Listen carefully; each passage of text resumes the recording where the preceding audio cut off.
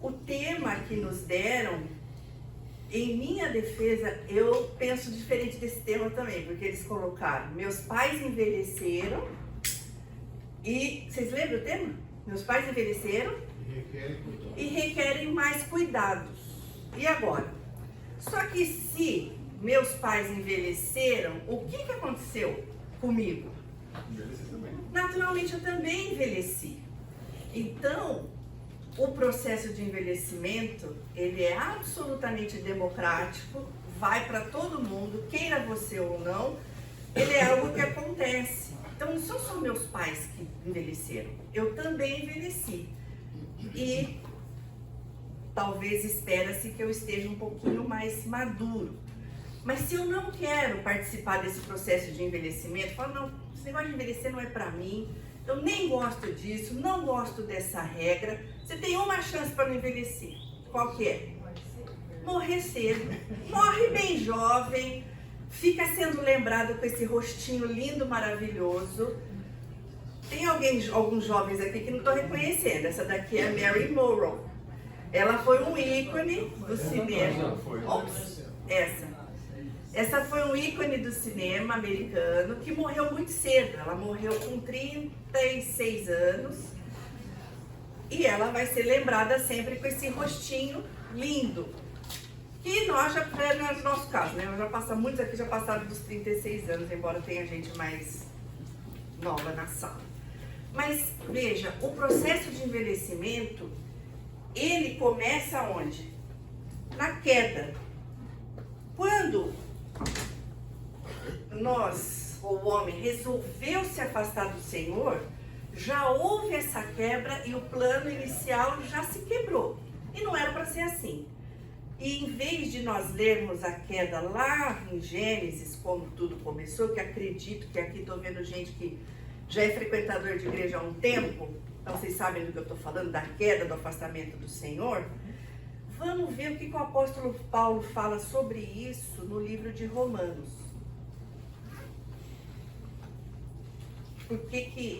Qual que é a visão dele em relação à queda, em relação a essa degeneração que nós estamos passando, queiramos ou não, gostemos ou não, é para todo mundo.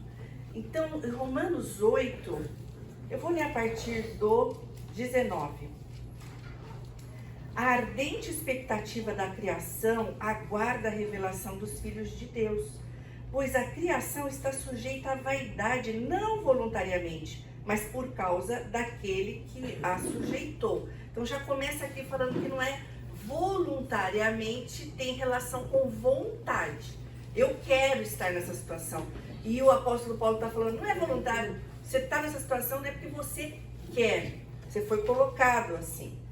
21, na esperança de que a própria criação será redimida do cativeiro da corrupção, para a liberdade da glória dos filhos de Deus. Porque sabemos que toda a criação, a um só tempo, geme e suporta angústias até agora. Você tem uma versão que deve falar, ela suporta dores de parto? Porque ela está numa angústia, numa dor, esperando algo melhor. Que aí ele compara com o nascimento de uma criança. 23, e não somente ela, mas também nós, não somente a criação, mas também nós, que temos as primícias do Espírito, igualmente gememos em nosso íntimo, aguardando a adoção de filhos, a redenção do nosso corpo. Então essa é a esperança. Paulo mostra o cenário. Está todo mundo lascado na degeneração humana, na criação, estamos envelhecendo, a criação geme e nós também gememos, aguardando a redenção também dos nossos corpos, do nosso espírito, porque vai ficar livre de todo o pecado, e dos nossos corpos, porque nos livraremos dessa questão da degeneração, do envelhecimento, da quebra, quando tem ferrugem, o corpo está corroendo, está sendo corroído. E essa é a nossa esperança. Mas aqui eu já quis colocar todo mundo na mesma página, no mesmo patamar, porque Cada um de nós está dentro do processo de envelhecimento em alguma fase. Ninguém está fora do processo de envelhecimento, por mais que você busque soluções mágicas e cirurgias e botox e etc e tal. O que não isenta, o que não devemos tirar é o bom cuidado deste corpo, o bom cuidado dessa casca aqui, que vai desde uma alimentação saudável, a fazer exercício, a questões que não te trazem muito estresse, etc. Então, uma coisa não isenta a outra. O processo de envelhecimento é para todo mundo. Vamos abrir, a palavra de Deus nos dá alguns detalhes, ou vários detalhes, sobre esse processo de envelhecimento. Vamos ler o Salmo 90. Como eu falei, o ambiente aqui é bem pequeno e dá para vocês lerem a Bíblia comigo e daí todo mundo vai escutar. Então, o Salmo 90 não é um salmo de Davi, o Salmo 90 é de Moisés. E o que ele fala no verso 10? Quem gostaria de ler, por favor? Os dias da nossa vida alcançam 70 anos. E se alguém, pela sua robustez, chega aos 80, o melhor deles é fadiga e desgaste, pois tudo passa rapidamente e nós voamos. Então ele está descrevendo você, eu não estou vendo ninguém aqui de 80 anos, talvez perto dos 65, 70, mas talvez você mesmo jovem, mais jovem, se identifica com a questão de que tudo passa rápido. Eu estou olhando aqui, acho que todo mundo tem filho, né? Não, não tem. Mas quem tem filho e que ele já está numa idade um pouquinho maior, vocês não conseguem lembrar rapidamente de quando ele nasceu, e você pegou ele da primeira vez no colo, e aquela sensação, e daí você piscou o olho e o camarada já se formou na faculdade.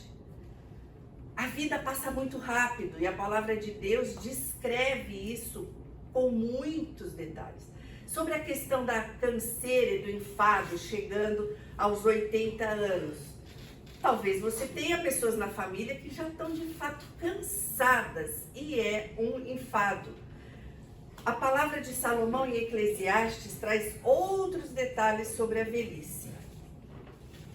Eclesiastes capítulo 12.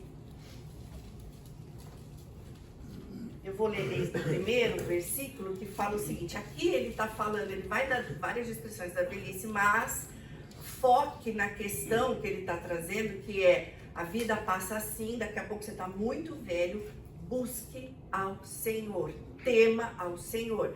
Este é o contexto, mas eu vou pegar o detalhe focado, afunilado para a questão da velhice, e ele descreve muito bem. Lembra-te do teu Criador nos dias da tua mocidade, antes que venham os maus dias e cheguem os anos dos quais você dirá, eu não tenho neles prazer. Antes que escureçam o sol, a lua, as estrelas, do esplendor da tua vida e tornem a vir as nuvens depois do aguaceiro. A vida fica meio nublada, sem brilho, você não está muito afim de fazer muita coisa. Verso 3, no dia em que tremerem os guardas da casa, os teus braços, e se curvarem os homens outrora fortes, as tuas pernas, e cessarem os teus moedores da boca, por já serem poucos, e se escurecerem os teus olhos das janelas. Ou seja, você vai ficar com a visão escurinha, os seus dentes vão talvez servir para nada, é tudo para o implante mesmo, que nós vamos. Força no braço, força na perna, isso vai diminuindo. Verso 4, e os teus lábios, quais portas da rua se fecharem? No dia em que não puderes mais falar em voz alta, porque a voz do idoso vai ficando fraquinha. Vai identificando com pessoas que você conhece. E te levantares a voz das aves. O que significa te levantares a voz das aves? Você vai acordar que horas? 4h30 da manhã, que é a hora que o o bem te vi, você já está acordado. Porque você já não aguenta mais ficar deitado. E todas as harmonias, estou no verso 4, e todas as harmonias, filhas da música, te diminuírem. Aquilo que se aprecia de ouvir, você já não vou mais escutar tão bem. Verso 5, como também quando temeres o que é alto e te espantares no caminho. Isso é muito interessante. você começa a perder um pouco do senso da direção. Você ou seus pais ou seus avós que sempre deram a direção do caminho, eles não vão perder. Verso 5, e te embranqueceres, quer dizer, como floresce a amendoeira, você vai ficar com o cabelo branco. E o gafanhoto te for um peso e te perecer o apetite, porque vais à casa eterna, e os pranteadores andem rodeando pelas praças. E aí ele continua, diz que se rompa o fio de prata, e se despedace o copo de ouro, e se quebre o cântaro junto à fonte, e se desfaça a roda junto ao poço. E ele fala que você vai ao pó como você veio, e ele fala, busca o teu Criador.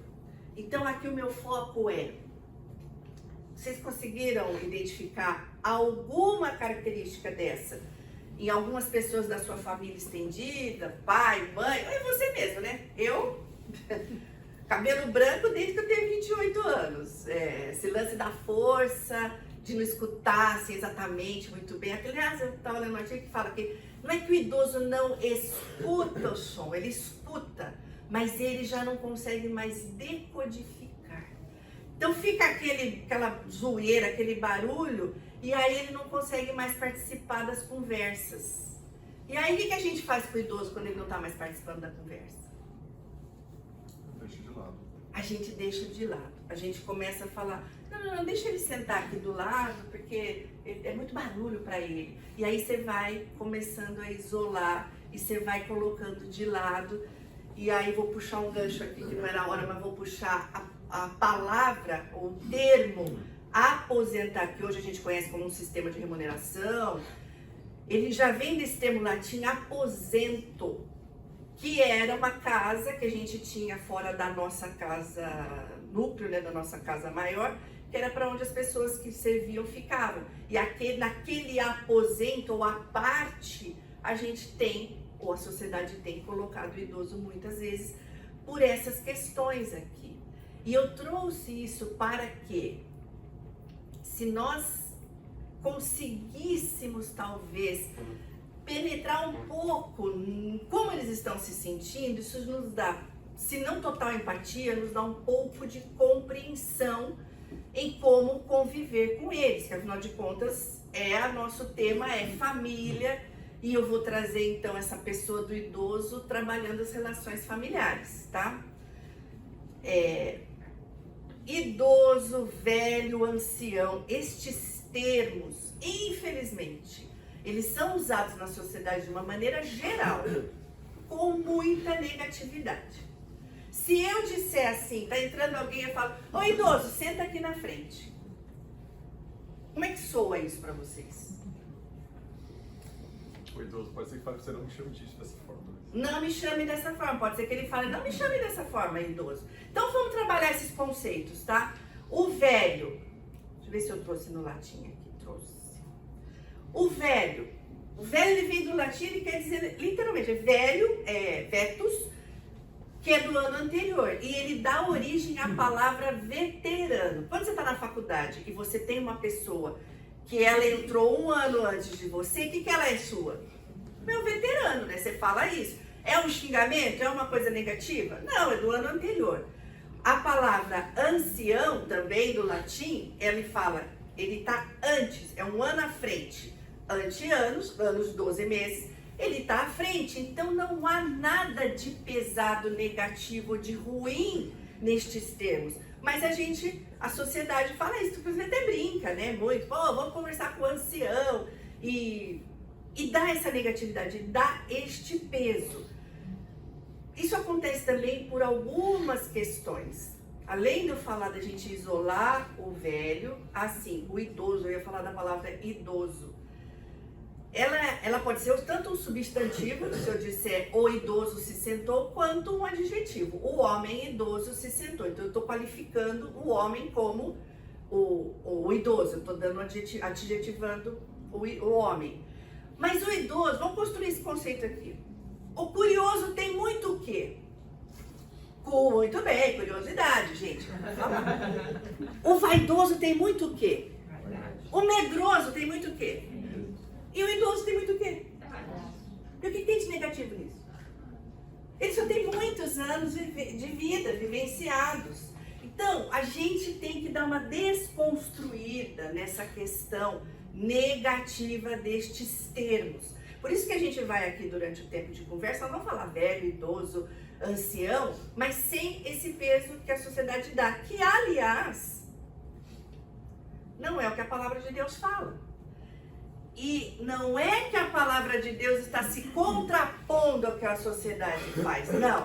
É depois que Deus deu as regras, os padrões altíssimos, vem a sociedade, que na verdade vem o mentor, o príncipe desse século, e fala, chá comigo que eu vou bagunçar o negócio aqui. Então vamos ler lá, Levíticos 19:32.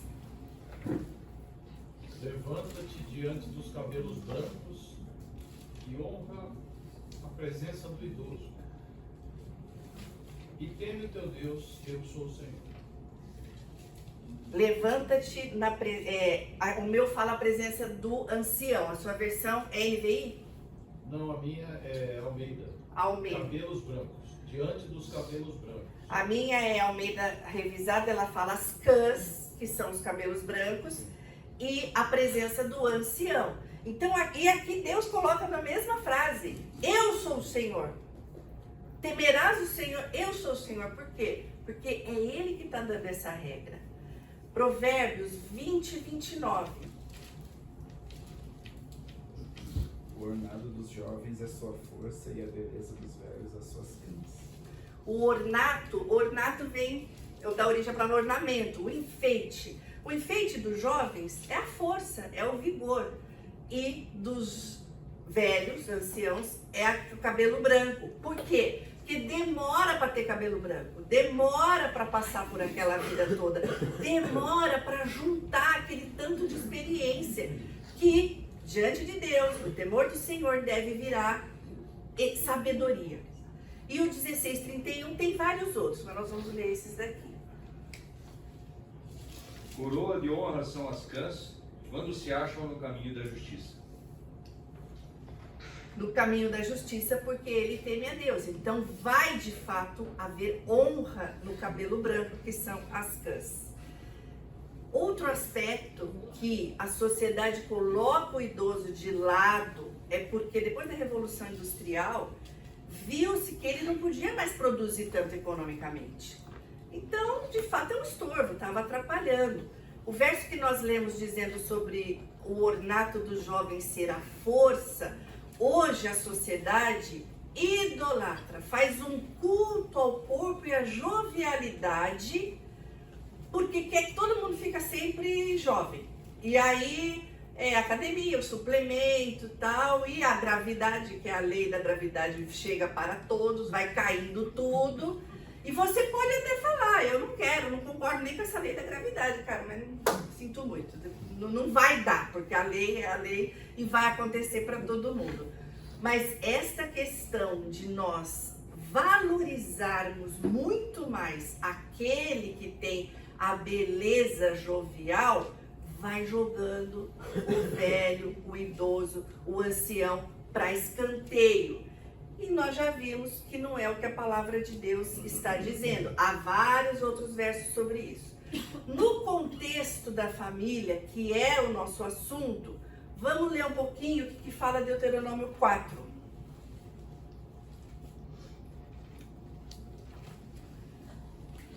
Deuteronômio 4, aqui Moisés já está com o povo falando várias coisas que tinham acontecido, né, que ele estava dando as regras. Verso 9, ele fala assim, Deus falando através de Moisés para o povo. Tão somente guarda-te a ti mesmo e guarda bem a tua alma, que não te esqueça daquelas coisas que os teus olhos têm visto, e não se apartem do teu coração todos os dias da tua vida, e as farás saber a teus filhos e aos filhos dos teus filhos. Tem muita coisa para falar nesse verso, mas vamos ver se a gente consegue dissecar aqui. Quando Deus fala assim, não esquece daquelas coisas que os teus olhos têm visto, e ele está falando num contexto de um povo que foi retirado do Egito, o que ele está falando que não é para esquecer? O que ele fez. Não é para esquecer o que Deus fez. Deus tirou eles do Egito, Aí Deus sustentou, pelo menos ele deu pelo caminho ali, ele sustentou com o maná, ele deu as codornizas, ele colocou a coluna de fogo para que eles tivessem a orientação do caminho, ele guiou com a nuvem. Os olhos daqueles mais velhos viram aquilo. E aí ele fala assim, você que é mais velho, você que viu, você que participou, você que foi abençoado pela minha presença, isso aqui tem que ficar todo dia no seu coração e na tua vida. E você vai contar para os teus filhos. Então aqui ele tem papel de pai. E você também vai contar para os filhos dos teus filhos. Se ele tem papel de pai e vai contar para os filhos, quem é ele contando para os filhos dos seus filhos? Muito bem, ele é o avô. Ou seja, ele tem que durar na linha para poder contar para os netos. E aqui está muito claro que Deus está falando. Você, vovô, você, vovó, cabelo branco, idoso, velho, você tem que participar da vida dos teus netos, da vida da tua família. Aí você fala, menor condição, tem a menor condição da minha sogra participar da vida dos meus filhos, dos netos dela. Não tem condição do meu pai estar inserido na minha rotina. Eu só estou lendo, tá? Não matem o mensageiro. Deus está falando que é para participar. A maneira com que nós vamos fazer isso, cada um vai ter a sua forma. Mas que é para honrar que é para participar Salmo 78. O Salmo 78 também não é de Davi. E aqui é um salmo, um cântico, né? Que ele está falando, gente, vamos lembrar das coisas que o Senhor fez, especificamente da saída do Egito. E ele conta um monte de coisa. E aqui no verso 3, ele fala, o que ouvimos e aprendemos e o que nos contaram nossos pais, não encobriremos a seus filhos. Ou seja, nós vamos contar. Contaremos à vindoura geração os louvores do Senhor e o seu poder e as maravilhas que fez. De novo, são os avós, os cabelos brancos, dando aquela tradição oral e participando da vida das crianças, dos netos, sejam ele criança ou adulto, e ele tem o seu contexto aqui, tem a sua função, ele tem que estar inserido com os netos ou com a família. E isso daqui vem da própria boca de Deus. Comentários.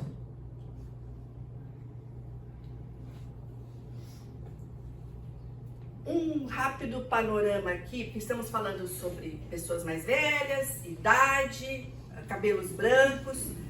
Nós temos aqui uma tabela que traz de 1940 a 2023 a expectativa de vida no Brasil. Em 83 anos, a expectativa de vida no Brasil aumentou a aproximadamente 31 anos. Razões bem simples para que isso aconteça. Estou vendo o pessoal da área de saúde ali, mortalidade infantil caiu. Acesso a saneamento básico, acesso a uma alimentação um pouco mais adequada, acesso a medicações para doenças crônicas que antes não eram tratadas. Então isso vai dando uma expectativa de vida maior. Em 1940 você tinha uma média de vida de 45 anos. Em 2023 você já passa para 76.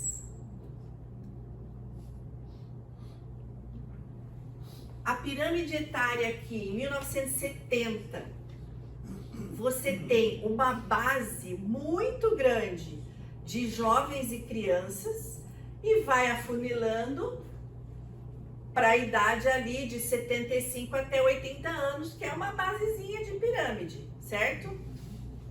1970. Eu tinha um professor lá para os 78, acho que era 1978, a gente tinha 10 anos, e ele sempre gostava de mostrar as pirâmides de etárias do Brasil.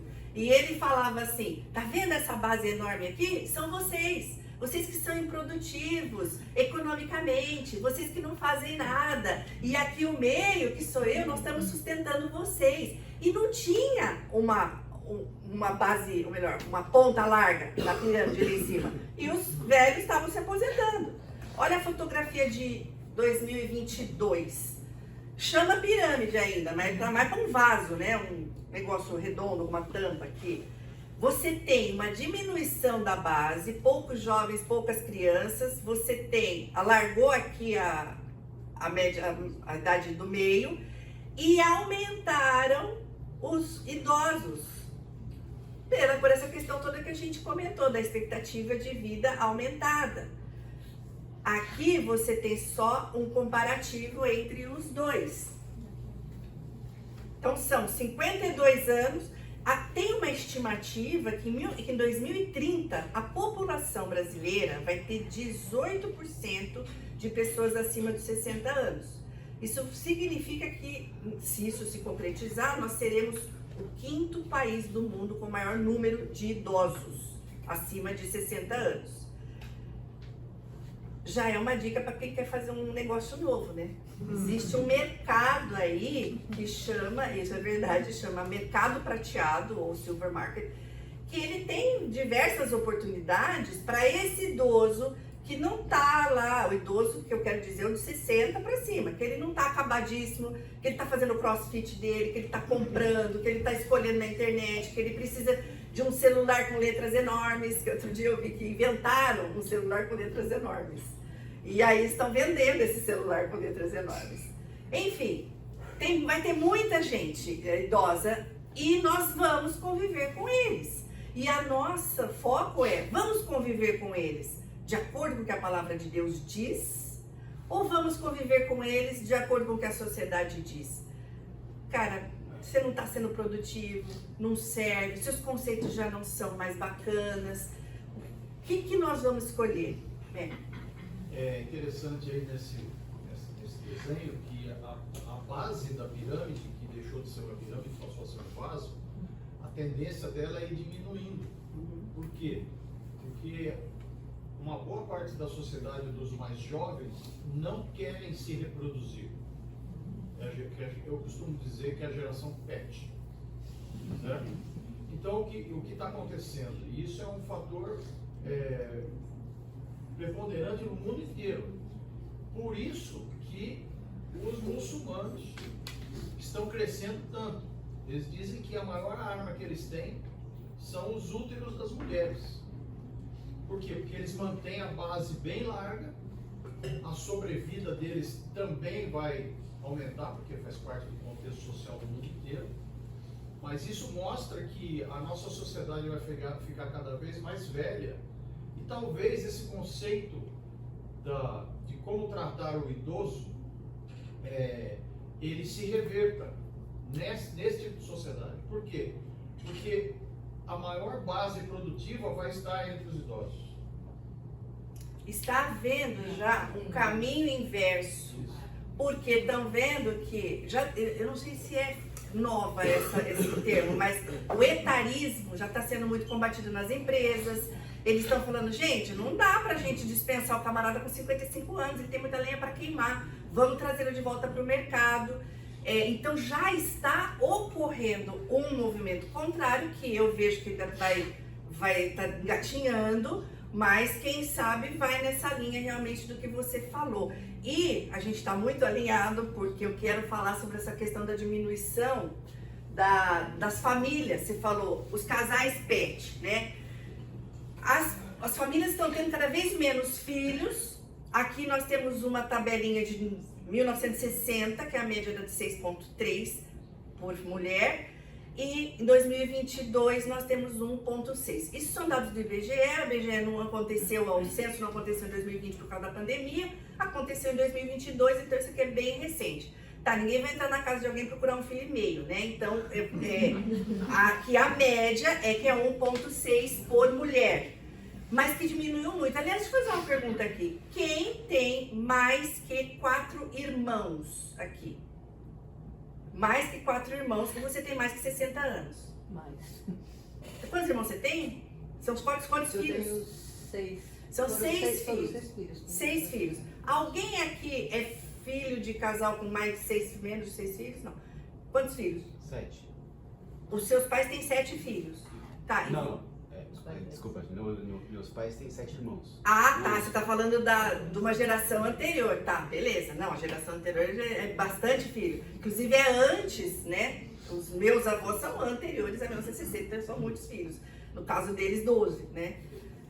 Então, só para vocês verem que esse grupo aqui já tem uma amostragem que ninguém tem muito filho. Ninguém tem. Eu sou filha, somos 4 filhos, irmãos, né? 4 filhos. Que já veio diminuindo, né? Dos 12 que meu pai fazia parte, já diminuiu para 4. Então, essa aqui é uma realidade e aqui nós temos vários aspectos e consequências. As famílias diminuindo, primeiro nós também temos que entender, quando você falou de casal pet, nós temos que entender a motivação. Por que eu não quero ter filho? É porque eu vejo que Deus não me chamou para isso, acho que eu não tenho capacidade, ou é porque dá muito trabalho, é porque tem uma questão financeira que eu não vou conseguir suportar com tudo que o cara quer, ele vai querer nascer, vai nascer presente de maternidade, lembrancinha, um iPhone 17. Já começa daí as grandes demandas financeiras, já estou pensando se eu vou conseguir pagar uma faculdade para ele. Então, este tipo de motivação, e motivações piores ou que tem relação com a nossa natureza humana. Meu egoísmo, eu vou ter que abrir mão do meu tempo, eu vou ter que servir uma criança que não para de chorar e não tem quem convença a criança com um gráfico, que aquela hora ela tem que dormir. Então, vai conectando a nossa natureza humana, o egoísmo, questão financeira e, de novo, uma mentoria do príncipe desse século, que nós não podemos esquecer que ele vai entrando esses conceitos também dentro do povo de Deus. Poucos filhos, outra implicação em ter famílias pequenas hoje. O núcleo está pequeno e nós ficamos muito centrados em nós mesmos. Quem, como eu, foi criado em família muito grande, nós tínhamos uma faixa muito larga de muitas idades, muitas fases de coisas acontecendo ao mesmo tempo, e quando nós víamos essas coisas em outras casas, não nos causava estranheza. Por exemplo, nós tínhamos em São Paulo, a Italianada tinha uma rua com 11 casas, só da mesma família, era praticamente uma vila. Dava bagunça muito, dava rolo muito, mas tinha muita ajuda, tinha muita convivência. Então aquele almoço de família assim que um chamava o outro, vem almoçar em casa, era 38 assim, porque os 46 faltaram, era pouco, muita gente. Mas você via muitas coisas. Eu era criança, então, ao mesmo tempo que eu via a minha prima amamentar, eu via a minha tia cuidar do meu tio que era acamado.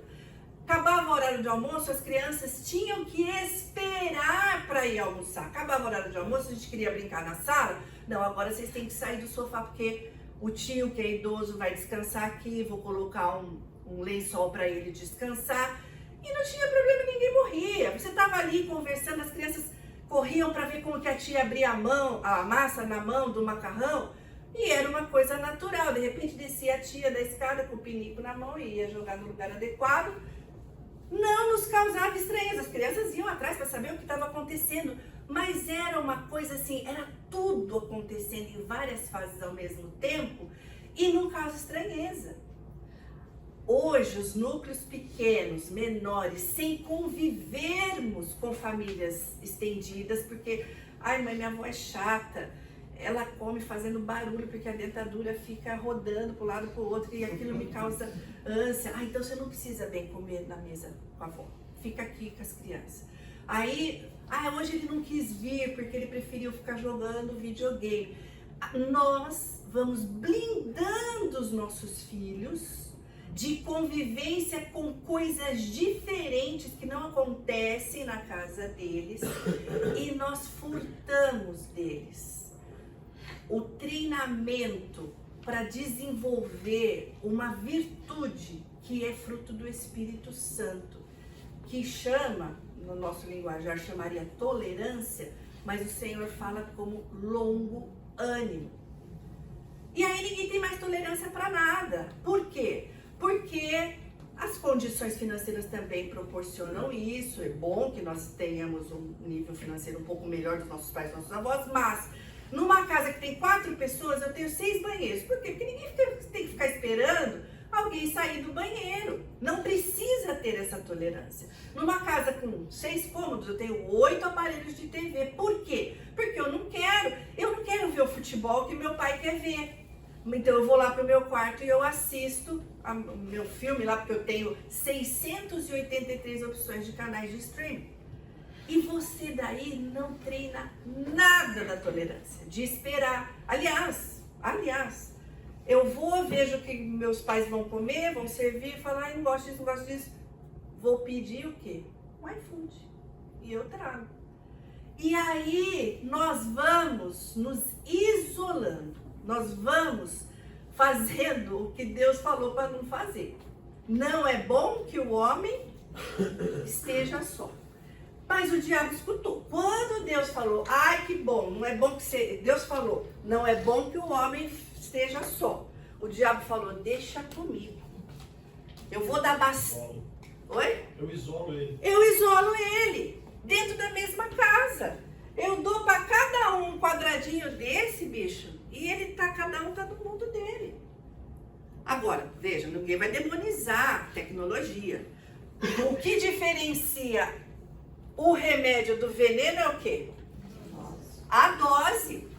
Então, eu tenho coisas muito boas que me são proporcionadas, mas eu tenho que ter equilíbrio, que é uma outra virtude que nós temos que desenvolver, que é a temperança. Eu tenho que ter equilíbrio. Então, eu nem vou isolar meu filho, mas também nem vou falar para ele parar de usar tecnologia, não é isso. Mas que o diabo falou, não é bom que o homem esteja só, e eu vou dar um jeito deles acharem que estão com todo mundo, mas não estão com ninguém, eu vou dar um jeito nisso.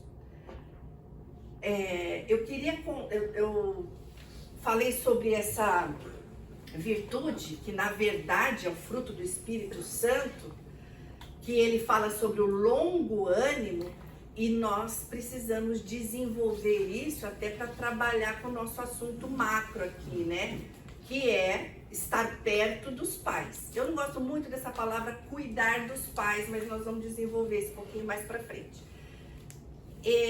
Eu queria contar para vocês, ou perguntar, vocês querem ler, vocês estão abrindo, né? Gálatas 5:22. Alguém pode ler? E você vai ver que tem lá algumas versões para o longo ânimo. Mas o fruto do Espírito é amor, alegria, paz, paciência, amabilidade, bondade, fidelidade. Pode continuar? Pode. Então é 23. 3. Mansidão e domínio próprio. Contra essas coisas não há lei. Você tem uma outra versão para o longo ânimo? Só longanimidade, né? Então, isto é que muitos traduzem como tolerância e como longo ânimo.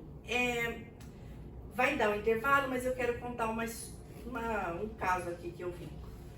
Eu não sei se vocês conhecem esse é um estudo feito na medicina, que é chamado de o efeito Rossetto. Rossetto é uma cidade na Itália que está a 160 quilômetros mais ou menos de Roma, e em 1882 algumas famílias saíram daquela cidade em busca de condições melhores e foram para o chamado Novo Mundo e se estabeleceram então no estado da Pensilvânia e nomearam a comunidade deles de Rossetto. E viveram ali por muito tempo. Sempre que vão umas famílias antes dos italianos, eles chamam outras famílias e falam, aqui dá para plantar, vem para cá, etc e tal. E formaram ali uma comunidade de aproximadamente 2.000, 2.500 pessoas. No ano de 1955, houve naquela região uma conferência de médicos. E um médico foi palestrar, ele chamava o sobrenome Wolff. Ele ouviu de um outro médico que atendia naquela região, ele falou, olha, eu exerço a medicina há 17 anos aqui nessas cidades pequenas. E tem uma coisa que me intriga, na cidade de Rosseto, nós não temos pessoas com doenças cardiovasculares. Para mais, não tem nenhuma incidência de infarto, e naquela época, a partir de 1950, já era considerado uma epidemia os infartos para homens até 65 anos. Então esse médico falou, não, mas não é possível, vamos estudar isso daí. E eles começaram a estudar, se estabeleceram na cidade, ficaram um ano, entrevistando, conhecendo, porque eles queriam saber. Deve ser alimentação mediterrânea. E começaram a olhar e falaram, não, os caras comem doce, comem massa, fumam, eles fazem pouco exercício e comem toda hora. Italianada, né? Come toda hora.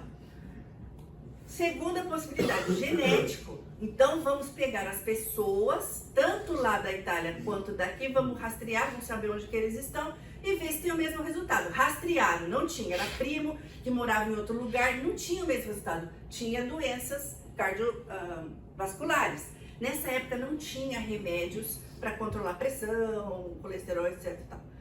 E aí eles convivendo lá, eles começaram a reparar o seguinte. As famílias, às vezes, moravam 3 gerações debaixo do mesmo teto. Elas tinham uma comunidade absolutamente interdependente ali. Eu cozinhei hoje 2 pães, um é para minha vizinha, eu vou lá e não entrego só o pão. Eu fico 1h30 lá e converso e me envolvo com ela. Tinha uma igreja local onde havia muitas atividades. E eles começaram a se inteirar, enfim, para resumir.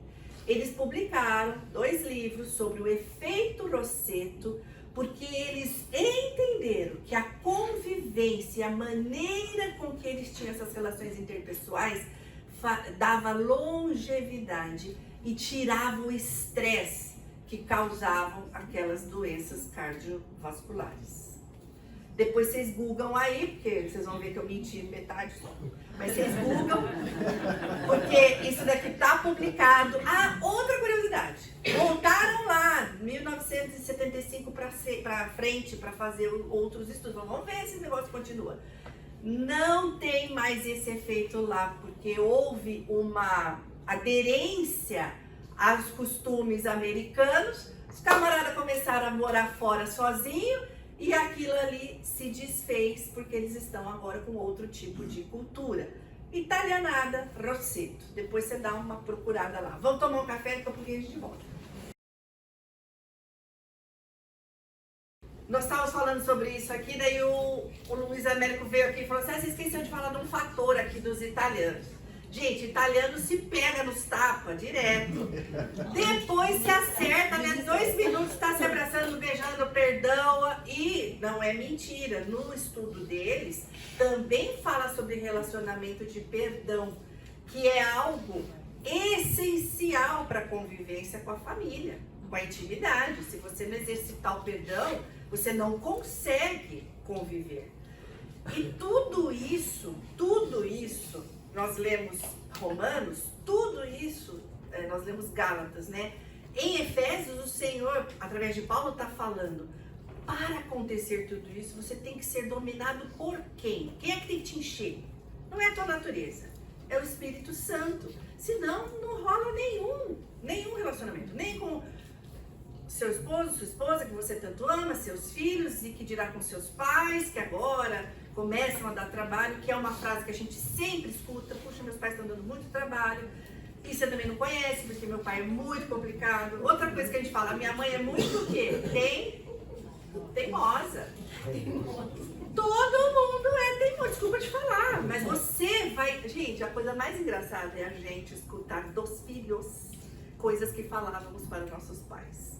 Os mais velhos. É ou não é verdade, mesmo? Aliás, eu convidei gente mais velha para estar aqui, porque eu queria... Isso foi engraçado. Eu liguei para a turma do 60+, que é o Carlos Martins, é o líder.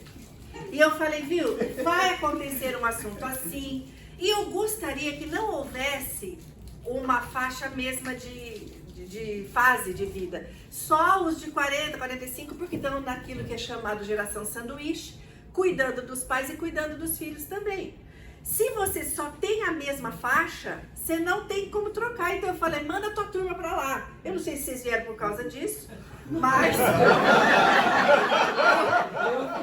você veio por causa disso. Você escutou que ele convidou. Você veio mesmo porque você veio, né? Então, mas é muito importante, porque senão você... E olha, gente, coisas difíceis acontecem no relacionamento dos pais e filhos, principalmente quando os pais estão muito mais velhos e a gente está nessa geração sanduíche e tem que ter algumas conversas difíceis. Então, quando você tem pessoas mais velhas aqui falando coisas que você fala, opa, meu pai já falou isso. Talvez isso vai surtir um outro efeito do que você escutar sempre a mesma coisa dentro da sua casa. Por favor. A gente fez um devocional na nossa coinonia e lá fala, tem um específico sobre idoso, né? A geração dos nossos pais é uma geração muito teimosa mesmo, né? E é uma geração ruim para se lidar mesmo, né? E aí, a gente... Eu tô olhando pra ela e falo, eu sou a geração que você tá falando. Não,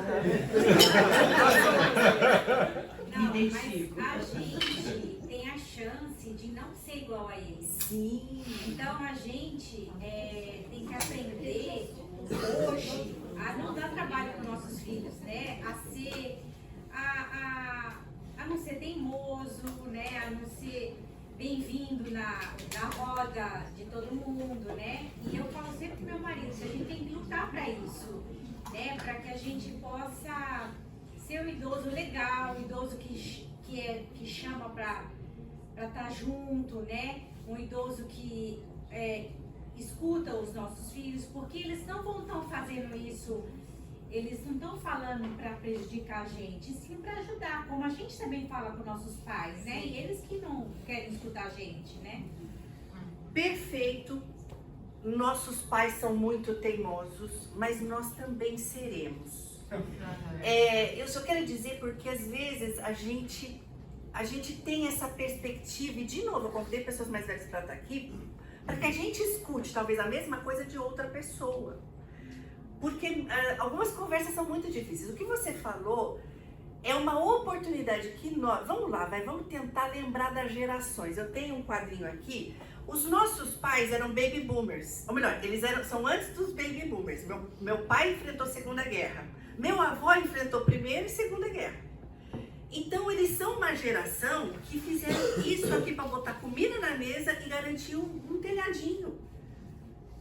Veja o contexto que eles estão. Então eu chegava para minha sogra, que participou da Segunda Guerra, e ela lavava a louça num fio de água, um fiozinho de água. Eu falava, isso aqui vai ficar imundo, porque não está caindo água. Não tinha maturidade hoje para falar, peraí, ela estava na Segunda Guerra, ela buscava água lá na Baixada da Égua para trazer na Casa do Chapéu. E eu tenho que ter essa compreensão. Então, quando a gente realmente vê, poxa, meu pai está muito teimoso, ele não aceita o que eu falo, vamos tentar lembrar, primeiro, das coisas que ele está passando fisicamente, vamos tentar lembrar de qual geração que ele é, porque a Bíblia fala comigo. Eu não consigo trocar a ação dele, mas eu consigo reagir diferente, porque a Bíblia fala comigo. Então, esta ponte de comunicação talvez vai ser privilégio nosso construir hoje. E daí sim, os nossos filhos vão observar e eles já terem mais comunicação com a gente. E a gente não ficar tão teimoso. Mas, gente, complicado e teimoso todos somos, né? Espera só um pouquinho que o Meco quer falar. Então, falando sobre isso que a Júlia falou, a gente deve lembrar o seguinte, que a geração dos nossos pais, lógico que eu estou um pouquinho à frente da Júlia, bastante. O meu sanduíche está parecendo um Big Mac. Em 98, minha mãe em 93. E os meus filhos já são criados, já tem neto. Então, e eu continuo dando assistência para a sogra e o pai e a mãe. Mas a gente deve lembrar que essa geração sempre foi muito produtiva e nunca encostou o corpo para nada. A geração dos nossos pais. Dos nossos pais. Foi isso que os meus pais me passaram, né? E a gente procura viver dessa forma. Só que eles não se prepararam para a situação que eles vivem hoje. Eles ainda acham que eles são capazes de fazer tudo o que eles faziam. Meu pai, com 80 anos, ele subia para consertar a calha. Eu falava para ele, vai ter um traumatismo craniano, vai cair da escada, né? Então a gente tem, e a palavra de Deus nos orienta a respeito disso. Porque a palavra de Deus diz assim, o fruto do Espírito, se é que nós temos o Espírito, certo? O fruto do Espírito é amor, alegria, paz, paciência, que é a outra palavra Para longanimidade, amabilidade, bondade, fidelidade, mansidão e domínio próprio. Isso nós vamos ter que desenvolver, quer a gente queira, quer não. No futuro, quando a gente estiver na condição dos nossos pais dependentes, nós precisamos ser mansos e nós precisamos ter domínio próprio. ótimo, porque isso a gente está aprendendo aqui, a Bíblia lida com a gente. Agora, eu vou falar uma coisa, eu não sei se é 100%, tá? Porque aqui nada é tudo e nunca, tá? Cada um tem uma experiência. Mas em sã consciência, algum pai, alguma mãe quer dar trabalho para o filho? É o que eles mais falam, inclusive. Eles não querem dar trabalho. Então veja, gente, é meio louca a coisa, meio paradoxal. Ele não quer dar trabalho, mas ele está fazendo uma coisa que está dando muito trabalho.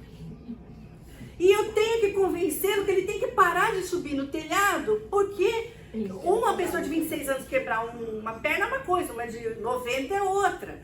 Então eu tenho que ter essa sabedoria, essa paciência, essa mansidão que vem do Espírito Santo para poder fazer essa ponte, conversar.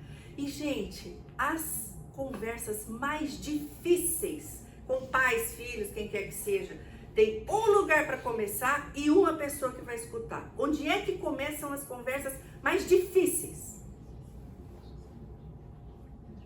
Começam na presença de Deus em oração e ele só falando para Deus. Você não começa uma conversa super difícil, chegando, pessoa, mãe, pai, essa casa tá horrorosa para vocês, cheia de escada, vão vender isso aqui, eu já tô vendo um apartamento de 20 metros quadrados que inclusive vai dar perfeitamente para vocês, um estúdio, coisa linda. A conversa difícil, ela começa em oração, de joelhos e falando com o Senhor. E eu vou dar um exemplo, porque eu quero ir para um negócio de cuidado aqui.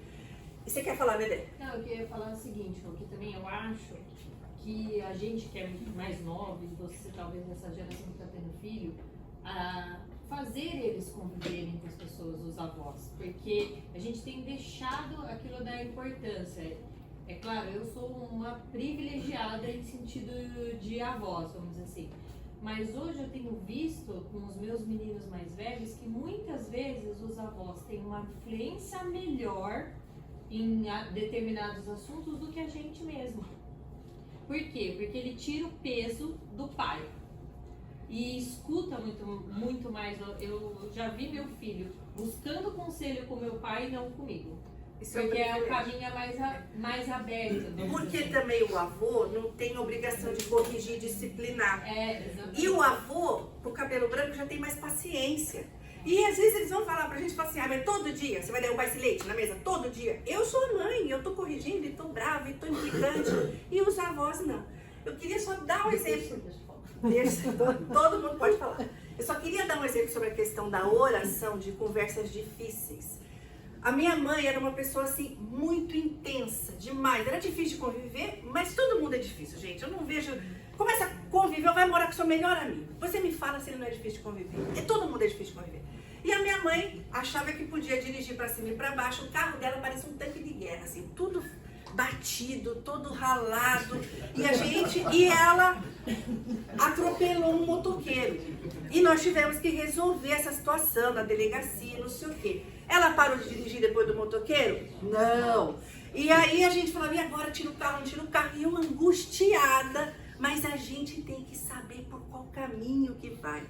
Aí, ó, é só paciência, maturidade, Espírito Santo dominando. Eu comecei, fui procurar um casal, falei, olha, tá acontecendo isso, eu preciso intervir, eu sentia isso. Eu tenho que intervir, eu tenho que tirar o carro dela. E o casal, muito legal mesmo, falou assim, não se meta, não vá atrás, não faça nada.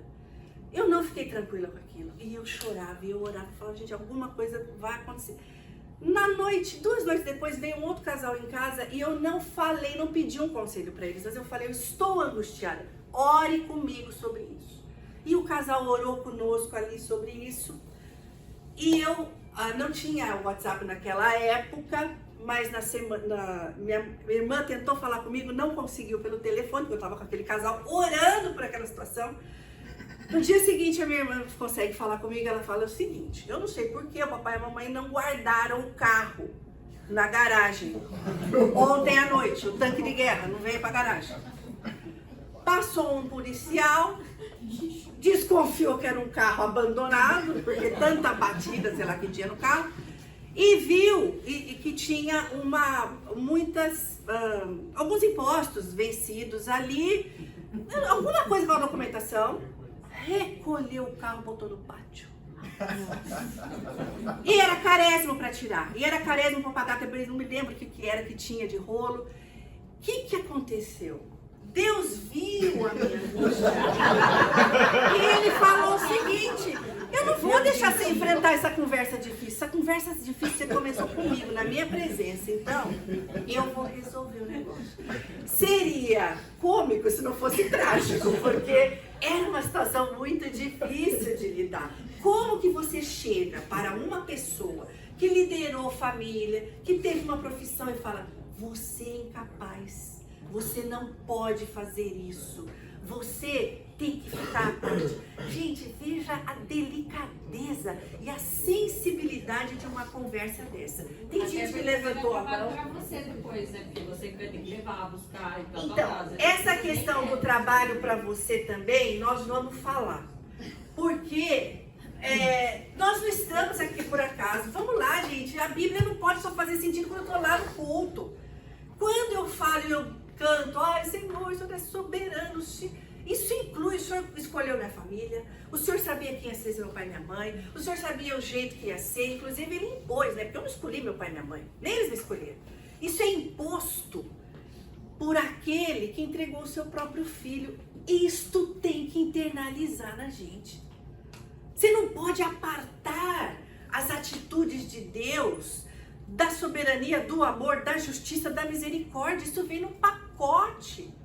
Então, quando eu falo, minha mãe é muito complicada, não dá para falar com isso, Senhor, o Senhor que escolheu, dá um jeitinho.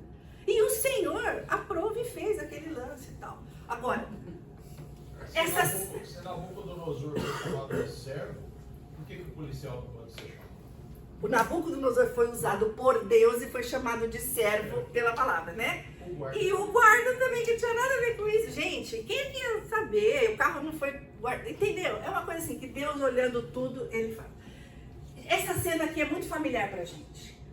A gente, quando tá na igreja, as crianças são apresentadas, certo? E você tem uma cerimônia, você apresenta aquela criança para a comunidade, você apresenta e pede uma bênção, e você ora pela criança. E qual que é um dos versos mais lidos nessa ocasião? Ensina um caminho que deve andar. Muito bem, esse também é muito lindo, mas o que eu anotei é outro. Salmo 127, abre lá comigo. Aqui está falando de alguém que construiu e que está construindo a sua casa ou a sua família numa total dependência de Deus. E aqui vamos ler os 3 últimos versos que ele fala assim. Vocês lembram que esse salmo é muito lido nesse tipo de apresentação, certo? Eu não estou erradíssima, né? Além do ensino à criança, isso aqui. Verso 3. Herança do Senhor são os filhos, o fruto do ventre seu galardão. Como flechas na mão do guerreiro, assim os filhos da mocidade. Feliz é o homem que enche deles a sua aljava. Não será envergonhado quando pleitear o inimigo à porta. Então, eu sou o papai e a mamãe nessa cena aqui, e eu estou muito feliz porque o pastor está lendo que eu recebi um presente. Eu recebi um galardão do Senhor. Eu recebi aquela dádiva, aquela bênção, aquela coisa, gracinha, que é o meu filho. Isso daqui é quando eu leio com os olhos de pai e mãe. Mas quando eu leio com os olhos de filho, que eu falo, opa, peraí. Agora aquele bebezinho sou eu que sou adulto, eu virei adulto e eu tenho um papel ativo aqui nesse salmo, que é o verso 5, quando ele fala, o homem que enche a sua casa de filhos, não será envergonhado quando o inimigo pleitear a porta. O contexto aqui eram alguns litígios que tinha de território, então essa casa não é minha, esse terreno não é seu, essas cabras são minhas, e eles entravam de fato numa batalha física, né, de guerra, de briga. E este homem não vai ser envergonhado quando o inimigo dele bater a porta para pleitear algo e entrar no litígio, porque ele tem muitos filhos. Para quê? Para defendê-lo. E nós vamos trazer isso para o nosso contexto aqui. O que seriam hoje os inimigos do nosso pai e da nossa mãe? Ou do nosso... Porque a gente também pode falar dos avós, pode falar dos tios mais velhos. Vamos lá, vamos traduzir para a nossa linguagem de hoje. Quem são os inimigos? Vai. Todas as limitações que eles têm. Limitações. Então, são limitações Doença, de enfermidade, mobilidade, De autonomia. autonomia, de raciocínio, raciocínio, ou seja, perde o cognitivo, né? sim. E a percepção de tudo isso. Raciocínio. Um inimigo é quando ele não tem a percepção que ele perdeu tudo isso, né? Porque eu quero subir o telhado, eu quero dirigir. Então, a falta de percepção disso. Outro inimigo super tecnológico hoje, gente. Hã? Atender chamada de golpe.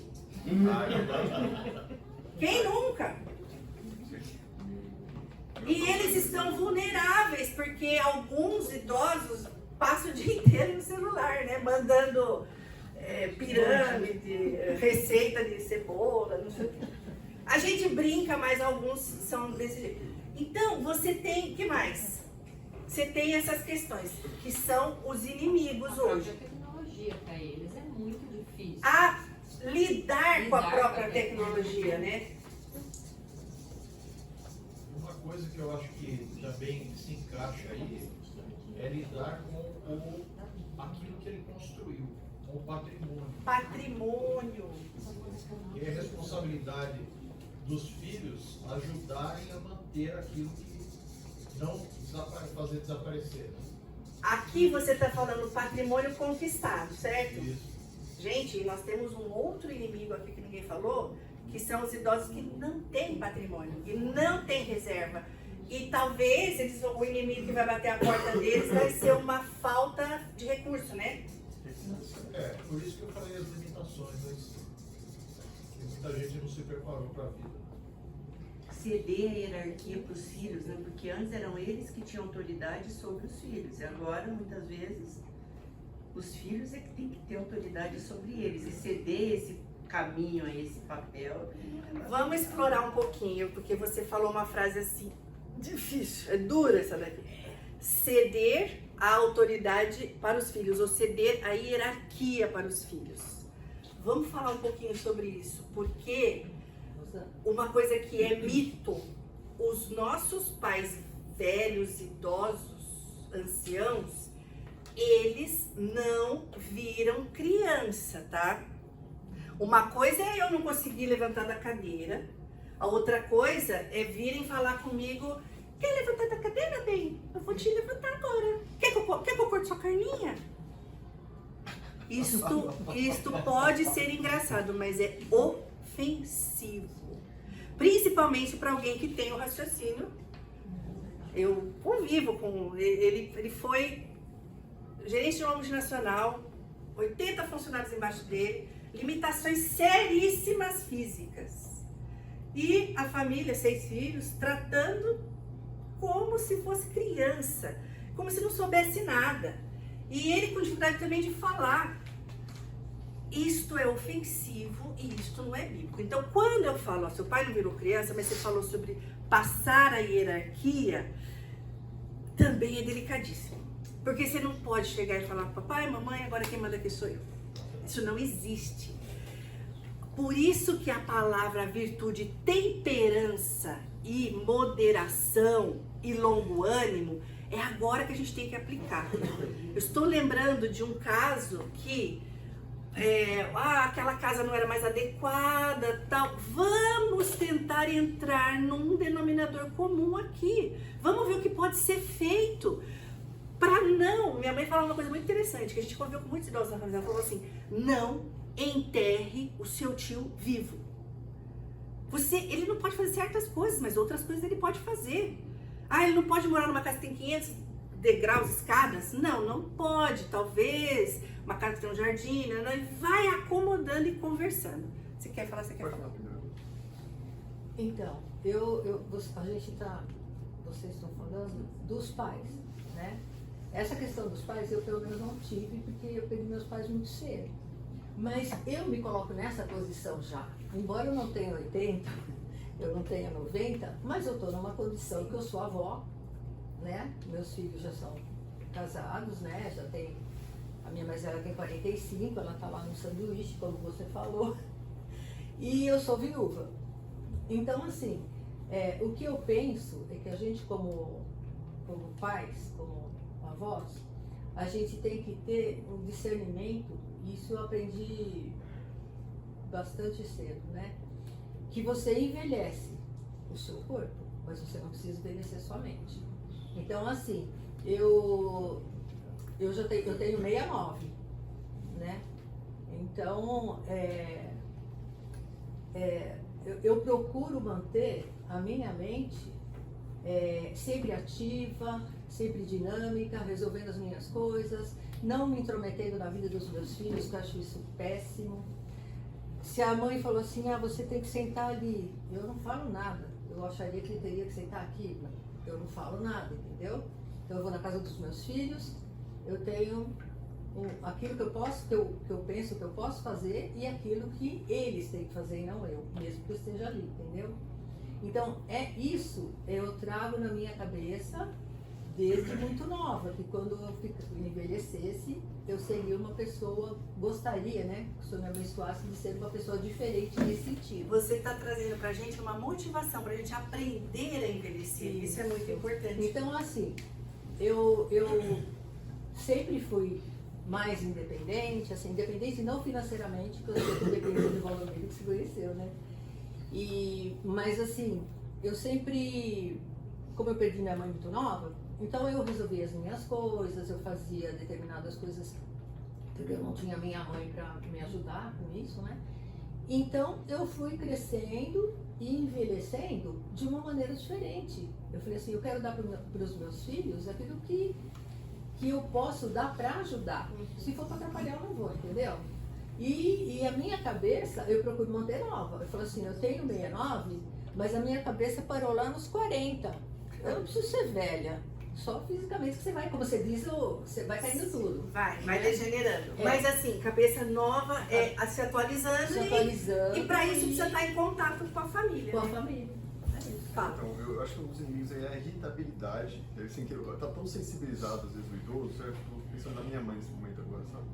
Que qualquer assunto que você trata já tende a ser com irritos automaticamente, assim, sabe? A sua intenção em gestão financeira, sabe? É uma dificuldade que eu passo, sabe? Eu oro, eu tenho que achar um caminho. É simples assim, tem que pagar as contas e ver como que vai pagar. Só que não lida. E você vai tentar conversar, parece que é um ouriço, sabe? Não tem... eu não sei por onde eu começo. Muitos de nós nos identificamos com isso. É bem difícil, é bem difícil. E assim, você está disposto a pagar, ajudar e resolver a situação, sabe? Mas pra você descobrir a dívida já é difícil, pra você ter ideia, nesse nível. Porque não, esconde a dívida. descobrir a eu dívida peguei dinheiro emprestado do banco, isso daí tem um monte de casos. Mas é horrível a situação, sabe? Eu falo, mãe, eu vejo, certo, você vai pagar juros do banco, o cartão de crédito vai te encher de juros, vai te acabar com o seu nome. É muito difícil e as situações de fato são muito complexas. Aqui o que a gente precisa é trabalhar esses princípios guiados pelo domínio do Espírito Santo para ter essa sabedoria, porque eu ouvi uma frase muito bacana esses dias. O filho único que ficou perto dos pais aqui, ele falou, e os outros fora da cidade, ele cuidando dos pais idosos, ele falou: eu tenho a consciência em Deus que não sobrou para mim. Deus me escolheu. Então é uma outra visão, uma outra perspectiva que só o Espírito Santo dá. E essa sua atitude de ajudar, eu me identifico como eu quis ajudar minha mãe. Eu queria arrancar aquele carro dela. E eu fui em oração, e eu fui pedindo. E o Senhor tem os caminhos dele para fazer isso. Se é que vai fazer também, né? Porque talvez nem seja todo o nosso pacote de soluções, né? Para eles que vai resolver. O importante, que não vai dar tempo de entrar, é honrá-los. Isso é o importante. A gente não pode falar sobre cuidado sem falar sobre honra. Você quer falar e eu vou avançar um pouquinho. Pode falar. Isso frequentemente me chama a atenção é a questão do convívio. Né? Ambientes de convívio, oportunidades de convívio. Né? Meu pai tem 78 anos, já é viúvo, 2 dos 4 filhos moram em outras cidades. Constantemente, quando eu vou visitá-lo, ele fala, cara, alguém morreu. Alguém morreu. Alguém morreu. Ele tá vendo isso e no dia a dia dele, cara, ok, ontem eu estava em casa, com famílias em casa, comendo pizza comigo, eu, ontem. Muitas vezes eu penso, cara, e no dia a dia? Né? Olha, eu vou sair, como vai ser minha noite hoje? E amanhã? E a próxima? Então, parece que a dinâmica vai ficando mais complicada, mais restrita, se o filho não tem essa percepção, às vezes ele não consegue proporcionar, e mesmo quando ele proporciona, o quanto que isso é suficiente, né? Então, dentre essa listinha aí, essas oportunidades de viver em comunidade, né? De ter essa troca. Agora, você falou uma coisa assim sobre possibilidade, que era uma coisa também que eu queria que esse grupo falasse, porque o mais velho, ele traz a expectativa. Eu queria, sei lá, morar num resort que só tem idoso, e o filho tem que levar a possibilidade, né? Porque é expectativa e possibilidade da realidade. E o convívio, como você falou, estar perto, alguém que está me falando aqui sobre uma questão de saúde do pai, tem que estar perto para poder entender a expectativa, entender a necessidade, conhecer e trazer o relacionamento. E muitas vezes você vai receber a rejeição. Eu estou querendo ajudar, mas os meus pais rejeitam. O importante é você estar totalmente diante de Deus, ciente que você está obedecendo ao 5º mandamento. O 5º mandamento, ele não está aqui por acaso, e a ordem é crucial. Ele começa falando sobre, não tenha, abre lá, Êxodo 20, não tenha outros deuses, eu sou o Senhor teu Deus. Engraçado que Deus, acho que Deus não, Êxodo 20 que eu falei, né? Paulo diz que esse é o mandamento com promessa. Com promessa. Então, nesse capítulo de Gênesis 20 aqui, que a gente vê o Senhor falando, eu sou o Senhor teu Deus, não terá outros deuses, não fará imagem para ti, não adorarás outros deuses, não tomarás o nome do Senhor em vão. E aí ele desce, no 5º ele começa a honra teu pai, depois não matarás, não adulterarás, não furtarás, não dirás falso testemunho, não cobiçarás a casa do teu próximo. Bom, primeira questão, Deus faltou na aula da educação positiva, né? Que o que tem de não, ele não seguia lá as influências da educação positiva, que não pode falar não para filho. Deus falou assim, a tendência da criação quebrada comigo já é fazer tudo isso aqui. Se ele falou para não fazer, é porque ele sabia que eu ia querer fazer. Eu sou louca para ter o carro do outro, eu sou louca para cobiçar a grama do outro, sou louca para adulterar, sou louca para roubar. Eu quero, a minha tendência é fazer. Quando ele fala, honra teu pai e a tua mãe, ele já está sabendo que tu não vai fazer. Eu não vou fazer. Então ele colocou a regra para fazer. A ordem é crucial, porque ele fala, o relacionamento comigo tem que ser único. Eu sou o Senhor teu Deus. Eu sou único para você. E isso, os 4, em relação ao meu relacionamento com Deus. Começa com pai e mãe, a honra, porque é isso que vai formatar a criança e o filho com o relacionamento com os outros, com a comunidade. O pai e a mãe são a representatividade de Deus para as crianças. O pai e a mãe emprestam a fé que elas têm em Deus para as crianças. E assim que eles vão levando o registro, eles vão tendo experiências próprias com Deus e vão se desenvolvendo. Mas esse mandamento, ele é crucial. Quando fala que é o primeiro mandamento com promessa, eu já vi várias questões em relação a isso. Tá vendo, né, que você vai viver aqui 100 anos porque você honrou seu pai e sua mãe? Mas você vai ter uma vida, para que tudo te vá bem na vida, inclusive, que é o que fala em Deuteronômio em outro trecho, quando fala de honrar pai e mãe. Por quê? Porque se você obedecer o que seu pai e sua mãe falam, e eles estão te cercando com zelo, a probabilidade de você se não se meter em encrenca é alta, é altíssima. Agora, nós temos aqui o quinto mandamento, que ele é o mandamento chamado, né, de ou mandamento esquecido ou negligenciado. E é fácil de saber por que ele é esquecido aqui na sociedade? Egoísmo, né? A gente não liga porque o pai e a mãe estão falando, ou simplesmente faz da nossa cabeça e esquece. Agora, isso é fácil de saber que ele é negligenciado pela sociedade como um todo. Mas dentro da igreja, seria surpresa se eu dissesse a vocês que ele também é negligenciado pelos pais ao ensinar os filhos. Por exemplo, você viu lá na listinha de mandamentos que não pode furtar, não é para roubar. Seu filho chegou da escola, ele levou 2 carrinhos para brincar, chegou de volta com 3 carrinhos na mochila. Deu cria dentro da mochila? Não, ele pegou o carrinho de alguém. Joãozinho, de quem que é esse carrinho? Mãe, é da Joaninha.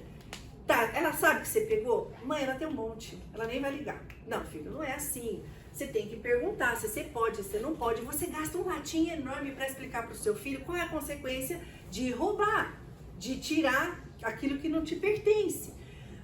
Aí eles vão crescendo. Se você souber que ele está como adulto envolvido num negócio escuso, você tem preocupação, você sabe que ele vai ter consequências na sociedade. Se ele se envolver emocionalmente, fisicamente com uma mulher que não é a dele, você também sabe dos pesos disso. Então nós gastamos bastante tempo sabendo dos pesos e consequências de vários mandamentos.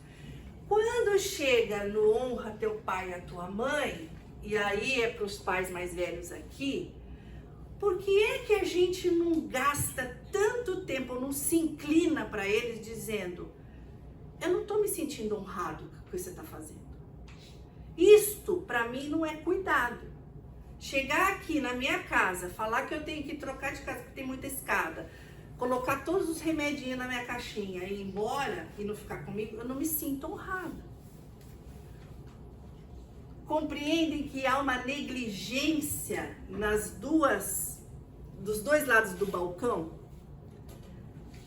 Por que a gente não consegue ter esse diálogo com o filho adulto para dizer, isto não me honra, não é isso que eu queria. 2 segundinhos aí, pra vocês darem um bugzinho e... Rosana, enquanto o pessoal pensa, uma coisa que é um defeito, eu acredito, de cada pessoa, é que quando a gente chega nessa fase, onde nós teremos que ser dependentes, mansos, de domínio próprio, e se submeter muitas vezes a soluções que não eram da nossa vontade, é uma coisa que nós não podemos levar para a nossa velhice, é o orgulho. Porque o orgulho muitas vezes impede a solução do problema. Nossa, que bom que você falou isso. Que bom, que bom. Porque o orgulho nos impede de ter essas conversas, inclusive, de falar, olha, eu queria que fizesse de outro jeito, para entrar num denominador comum. E outra coisa também que o orgulho nos impede. Eu já escutei diversas vezes, a semana retrasada escutei, o mês passado escutei de uma amiga nossa, ela falou assim, a minha mãe disse que só sai da casa dela, ou no caixão, ou quando ela estiver assim na última, sem poder mesmo fazer nada. Gente, é um orgulho tão grande, por quê? Você está se isentando, você está evitando ou se furtando de chegar e falar, olha, eu ainda consigo fazer alguma coisa, eu gostaria de estar mais perto de você, minha filha, ou a filha fazer o convite, mãe, por que você tem que vir caquética pra minha casa? Ou tipo, você não vale mais nada. Venha enquanto a gente pode conviver, venha enquanto a gente pode trocar, venha conviver com os meus filhos. E esse orgulho não permite isso. E que prazer um pai já idoso escutar de um filho adulto: pai, mãe, venha conviver comigo. Eu quero a tua presença enquanto você tá legal. Para ficar trocando fralda, não precisa. Vai num dia, mas não precisaria. Deu sinal, eu quero deixar um versículo com vocês e nós vamos orar. Como eu falei no início, isso aqui tem muitas coisas para a gente conversar a respeito, mas de fato é só pelo domínio do Espírito que a gente vai ter sabedoria e mansidão para fazer as coisas. Abra comigo em Isaías 46, porque desde o início eu falei para vocês, nós estamos, cada um de nós, numa fase de processo de envelhecimento, cada um de nós. Mas aquele que nos criou, aquele que nos ama, aquele que escolheu a nossa família, ele está em todas as fases do nosso processo. Então, em Isaías 46, Deus está falando para o povo dele. Mas hoje, em Jesus, nós somos povo de Deus. E no verso 3 ele fala: ouvi-me, ó casa de Jacó, e todo o restante da casa de Israel, vós, a quem desde o nascimento eu carrego e levo nos braços desde o ventre materno. Até a vossa velhice eu serei o mesmo, e até as cãs eu vos carregarei. Eu já o tenho feito. Levar-vos-ei, pois, carregar-vos-ei e os salvarei. Essa é uma palavra que vem direto do Senhor dizendo: eu estou te carregando em qualquer fase da tua vida. Desde que você nasceu, eu estou aqui te carregando no colo. E na velhice também, e na tua fase difícil com os teus pais também. E nós temos que nos apropriarmos dessa palavra, porque o Senhor é aquele que não muda. Senhor, nós queremos te agradecer, Deus, porque a tua palavra ela tem tanto poder. Poder por causa do teu amor, que escolheu as nossas histórias. Cada um aqui tem uma história diferente com seus pais, com seus avós, com seus filhos. E em cada história, o Senhor está inclinado. E o Senhor está nos carregando no colo. Nos permita, Senhor, tira o nosso orgulho e nos permita usufruir do teu cuidado em cada fase da nossa vida. É a nossa oração em nome de Jesus. Amém.